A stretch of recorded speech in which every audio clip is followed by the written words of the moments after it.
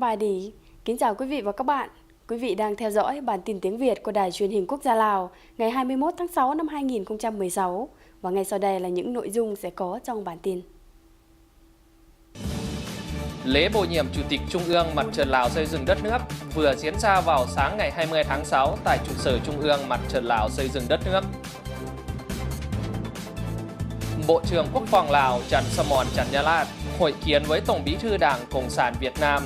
nhân dịp sang thăm và làm việc tại nước Cộng hòa xã hội chủ nghĩa Việt Nam. Lào Việt Nam thống nhất một số biện pháp tăng cường hợp tác về biên giới giữa hai bên trong thời gian tới tại cuộc họp thường niên biên giới giữa hai nước lần thứ 25. Lễ bổ nhiệm Chủ tịch Trung ương Mặt trận Lào xây dựng đất nước đã tổ chức vào ngày 20 tháng 6 tại Trung ương Mặt trận Lào xây dựng đất nước với sự tham dự của Phó Chủ tịch Trung ương Mặt trận Lào xây dựng đất nước cùng với đại diện tổ chức Trung ương và các ban ngành liên quan.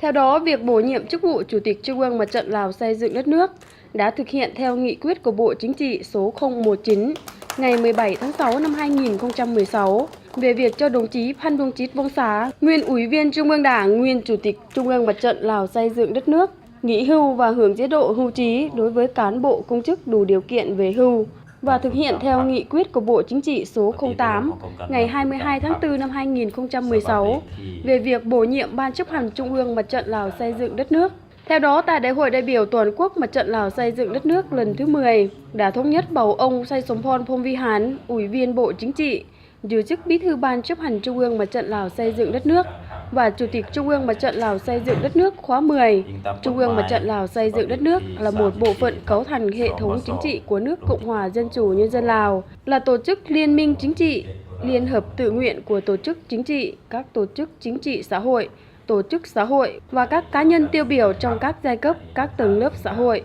các dân tộc, các tôn giáo và người Lào định cư ở nước ngoài.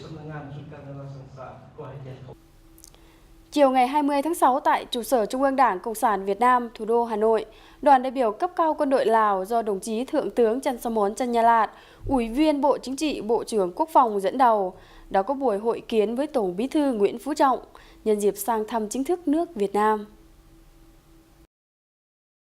Bày tỏ vui mừng sang thăm chính thức Việt Nam trên cương vị mới, Bộ trưởng Quốc phòng Trần Samon Chanyalat đã thông báo với Tổng Bí thư về tình hình Lào gần đây, kết quả hợp tác giữa hai Bộ Quốc phòng trong thời gian qua và kết quả cuộc hội đàm với Bộ trưởng Quốc phòng Việt Nam. Bộ trưởng Quốc phòng Trần Samon Chanyalat khẳng định trong bất kỳ hoàn cảnh nào, Bộ Quốc phòng Lào cũng sẽ phối hợp chặt chẽ với Bộ Quốc phòng Việt Nam, hoàn thành xuất sắc nhiệm vụ mà hai đảng, hai nhà nước và nhân dân hai nước giao phó, triển khai thực hiện có hiệu quả các thỏa thuận giữa lãnh đạo cấp cao hai đảng, hai nhà nước và nghị định thư, chương trình kế hoạch hợp tác giữa hai Bộ Quốc phòng. Đảng, Nhà nước, quân đội và nhân dân Lào sẽ làm hết sức mình cùng với Việt Nam, gìn giữ và vun đắp cho mối quan hệ đoàn kết đặc biệt Lào-Việt Nam ngày càng phát triển. Tổng Bí thư Nguyễn Phú Trọng đánh giá cao ý nghĩa và tầm quan trọng của chuyến thăm, góp phần củng cố, tăng cường và làm sâu sắc hơn nữa mối quan hệ hữu nghị truyền thống, đoàn kết đặc biệt và hợp tác toàn diện Lào-Việt Nam, đặc biệt là quan hệ hợp tác truyền thống gắn bó giữa Bộ Quốc phòng hai nước. Tổng Bí thư chúc mừng đồng chí Trần Samon Chanyalat được Đảng, Nhà nước tin tưởng, tín nhiệm bầu vào Ủy viên Bộ Chính trị và giữ chức Bộ trưởng Bộ Quốc phòng Lào. Tổng Bí thư Nguyễn Phú Trọng đánh giá cao truyền thống kết quả hợp tác giữa quân đội hai nước trước đây cũng như hiện nay, kết quả cuộc hội đàm hai Bộ trưởng Quốc phòng và đề nghị Bộ Quốc phòng hai nước tiếp tục phát huy truyền thống của mình, thực hiện thắng lợi các nhiệm vụ chính trị được giao, phối hợp chặt chẽ triển khai có hiệu quả nghị định thư và chương trình kế hoạch hợp tác giữa hai Bộ Quốc phòng. Chiều cùng ngày, Bộ trưởng Quốc phòng Trần Samon Chanyalat đã có buổi hội kiến với Chủ tịch nước Việt Nam Trần Đại Quang. Bộ trưởng Quốc phòng Trần Samon Chanyalat cho biết, trong tình hình thế giới diễn biến phức tạp, sẽ tiếp tục nỗ lực hết mình bảo vệ quan hệ hữu nghị truyền thống, đoàn kết đặc biệt giữa hai lực lượng vũ trang, thắt chặt mối quan hệ giữa dân tộc Lào-Việt Nam, thực hiện theo tinh thần thỏa thuận của hai Bộ Chính trị và Nghị định thư hai Bộ Quốc phòng giai đoạn năm 2015-2019, đặc biệt về trao đổi đoàn cấp cao, tăng cường hợp tác chặt chẽ và hiệu quả hơn nữa trong lĩnh vực quốc phòng, góp phần thắt chặt mối quan hệ đặc biệt giữa hai đảng, hai nhà nước, nhân dân và quân đội hai nước, Chủ tịch nước Trần Đại Quang đã nhấn mạnh điều này tại buổi tiếp Bộ trưởng Quốc phòng Chăn Samon Chanyalath. Cũng ngày 20 tháng 6 tại thành phố Đà Nẵng, Việt Nam, đoàn đại biểu biên giới Việt Nam-Lào đã nhóm họp thường niên lần thứ 25 do ông Salom Say Kommasith, Bộ trưởng Ngoại giao làm trưởng đoàn phía Lào. Về phía nước bạn Việt Nam có ông Lê Hoài Trung, Thứ trưởng Bộ Ngoại giao làm trưởng đoàn phía Việt Nam. Cuộc họp lần này là dịp để hai bên đánh giá kết quả thực hiện hiệp định về quy chế biên giới và biên bản cuộc họp thường niên lần thứ 24, thống nhất một số biện pháp tăng cường hợp tác về biên giới giữa hai bên trong thời gian tới. Qua đó, nâng cao hơn nữa công tác quản lý biên giới trong tình hình mới, cũng như góp phần thúc đẩy kinh tế, thương mại, văn hóa xã hội, đảm bảo an ninh quốc phòng, an ninh khu vực biên giới hai nước Việt Nam-Lào. Trong 2 ngày diễn ra cuộc họp ngày 20 đến ngày 21 tháng 6, hai bên tập trung bàn bạc 5 nội dung quan trọng về công tác quản lý biên giới, hợp tác phát triển kinh tế, thương mại, văn hóa và du lịch biên giới, công tác quy hoạch và phát triển các cửa khẩu, thỏa thuận cấp chính phủ về giải quyết vấn đề về giải quyết vấn đề người di cư tự do và kết hôn không giá trú trong vùng biên giới Việt Nam-Lào và một số nội dung quan trọng khác. Thưa quý vị, vào ngày 20 tháng 6 năm 2016 tại thủ đô Viêng Chăn, Bộ trưởng Bưu chính Viễn thông Than Samay Kommasith đã tiếp đoàn đại biểu Bộ Bưu chính Viễn thông Vương quốc Campuchia do Thứ trưởng Kanchanmita dẫn đầu đoàn nhân dịp sang thăm và làm việc tại nước Cộng hòa Dân chủ Nhân dân Lào từ ngày 19 đến ngày 21 tháng 6 năm 2016.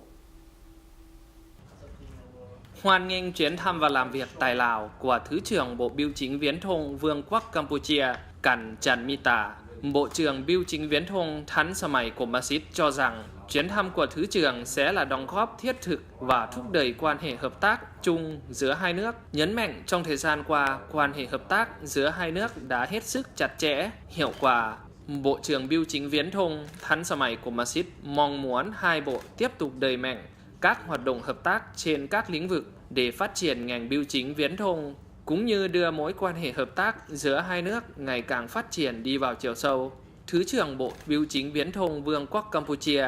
Kanchanmita cảm ơn Bộ trưởng Bưu chính Viễn thông Than Samay Kommasith đã dành thời gian tiếp, khẳng định đây là chuyến thăm có ý nghĩa quan trọng, cũng như góp phần củng cố và tăng cường mối quan hệ hợp tác giữa hai nước phát triển lên tầm cao mới. Sáng ngày 20 tháng 6 tại thủ đô Viêng Chăn, Cục Chiến lược và Chính sách Năng lượng, Bộ Năng lượng và Mỏ phối hợp với Viện Kinh tế Năng lượng Nhật Bản đã tổ chức Hội nghị ASEAN Cộng 3 lần thứ 4 về chiến lược dự trữ dầu mỏ và Hội nghị ASEAN Cộng 3 lần thứ 13 về an ninh năng lượng. Tại hội nghị, các trưởng đoàn ASEAN đã xem xét thông qua kế hoạch triển khai các hoạt động hợp tác cụ thể, thống nhất tiếp tục hợp tác nghiên cứu các lựa chọn cho an ninh năng lượng khu vực,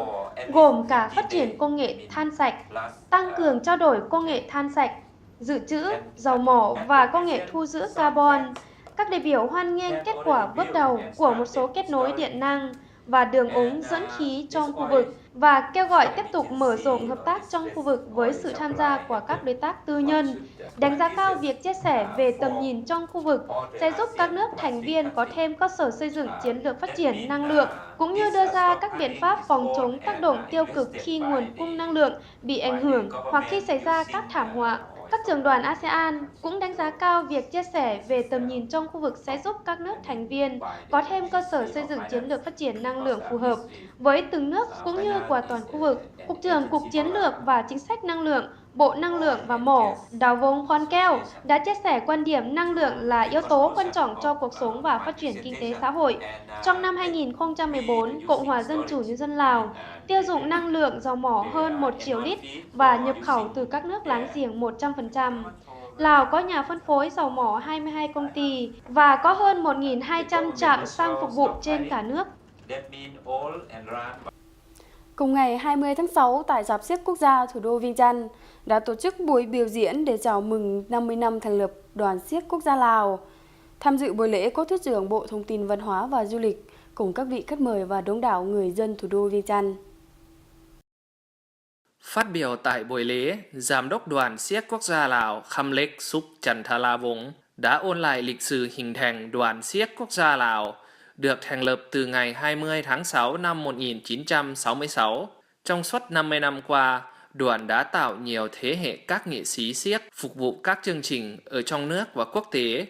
Trong đó Đoàn Xiếc Quốc gia Lào đã giành được huy chương vàng tại Liên hoan xiếc quốc tế do Việt Nam tổ chức. Trong buổi biểu diễn chào mừng 50 năm thành lập Đoàn Xiếc Quốc gia Lào, đoàn đã mang đến nhiều không khí sôi nổi tới khán giả những tiết mục xiếc đặc sắc của mình như đế kiếm trên không, đế trụ trên đu, các tiết mục xiếc thú, ảo thuật và vân vân. Cũng trong dịp này, Thứ trưởng Bộ Thông tin Văn hóa và Du lịch Bùa Ngân Sa Phu Vống chúc mừng và biểu dương về những thành công tốt đẹp của Đoàn Xiếc Quốc gia Lào đã giành được trong suốt 50 năm qua, đề nghị Đoàn Xiếc Quốc gia Lào cần phát huy hơn nữa những thành quả đã đạt được, không ngừng đoàn kết, phấn đấu cùng nhau khắc phục những khó khăn, tiếp tục phát huy tốt tiềm năng, thế mạnh, khẳng định vị thế, tạo chỗ đứng vững chắc trong lòng công chúng trong nước và quốc tế. Tại thủ đô Viêng Chăn sáng ngày 18 tháng 6, chương trình đi bộ từ thiện hỗ trợ thiên tai tại tỉnh Kumamoto, Nhật Bản đã thu hút được sự tham gia của hàng nghìn người dân tại cổng chiến thắng. Tham dự chương trình có Chủ tịch Hội hữu nghị Lào-Nhật Bản Pornmek Dalaloi, Đại sứ Nhật Bản tại Lào Takeshi Hikihara, Chủ tịch Hội cựu lưu học sinh Lào tại Nhật Bản bà Bùa Sòn Vống Thả Vón, cùng cựu lưu học sinh Lào tại Nhật Bản, người dân Nhật Bản đang sinh sống và làm việc tại thủ đô Viêng Chăn. Số tiền này sẽ được chuyển đến quỹ vì nạn nhân thiên tai tại các quận, huyện trên địa bàn thành phố Kumamoto, Nhật Bản, nhằm hỗ trợ người dân Nhật Bản đang dần hòa nhập cuộc sống sau trận động đất diễn ra vào sáng ngày 16 tháng 4 năm 2016. Theo Cục Khảo sát Địa chất Hoa Kỳ, với tâm trấn gần thành phố Kumamoto, tỉnh Kumamoto, trên đảo Kyushu, Nhật Bản, trận động đất xảy ra ở độ sâu khoảng 10 km. Hai trận động đất đã làm ít nhất 42 người thiệt mạng, khoảng 3.000 người bị thương, gây thiệt hại nghiêm trọng đến cơ sở hạ tầng Kumamoto. Hơn 44.000 người đã phải di tản khỏi khu vực này để tránh thảm họa. Thưa quý vị, vào ngày 18 tháng 6 tại Hội trường Ủy ban Nhân dân huyện Sĩ Khuo Tà Bong đã tổ chức lễ tổng kết năm học 2015-2016 cấp tiểu học trên toàn huyện Sĩ Khuo Tà Bong. Chủ trì buổi lễ do Phó Giám đốc Sở Giáo dục và Thể thao thủ đô,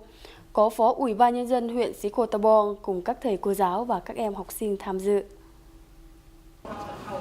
Trong năm học vừa qua, tất cả các trường học tại huyện Sĩ Khuo Tà Bong đã phấn đấu, dạy và học với tinh thần trách nhiệm cao, triển khai các cuộc vận động của ngành một cách đồng bộ, xây dựng chương trình hành động cụ thể, phân công trách nhiệm cho từng thành viên phụ trách, qua đó tạo được phong trào thi đua, dạy và học sôi nổi tại các trường học. Huyện Sĩ Khuo Tà Bong có hơn 118 trường học, có hơn 1.142 giảng viên. Trong năm học 2015 đến 2016, đã tổ chức thi cuối năm cấp tiểu học hơn 8 đơn vị và có hơn 1.742 học sinh đã hoàn thành cấp tiểu học. Nhìn chung trong năm học vừa qua, các nhà trường có nhiều cố gắng trong các lĩnh vực hoạt động, thực hiện tốt phong trào thi đua